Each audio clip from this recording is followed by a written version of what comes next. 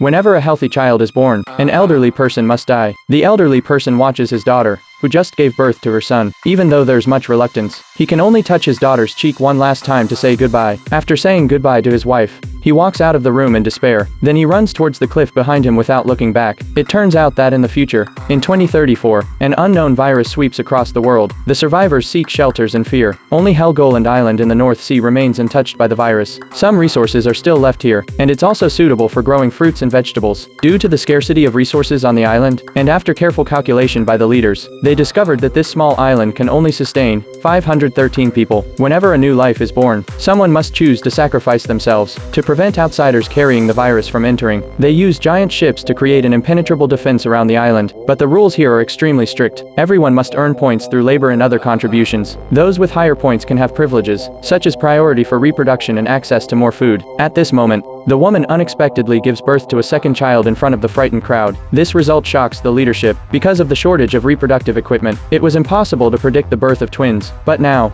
another person must sacrifice themselves for this. At this moment, Dr. Mark raised an objection. Perhaps having one more person won't make much difference. However, Judy, the absolute leader of the island, firmly disagrees. Breaking the rules is not a good thing. Even if it's just one exception, it will lead to people no longer willing to follow the rules. The eventual result will be complete chaos on the island. Judy decides to choose a sacrifice from the 3 islanders with the least points.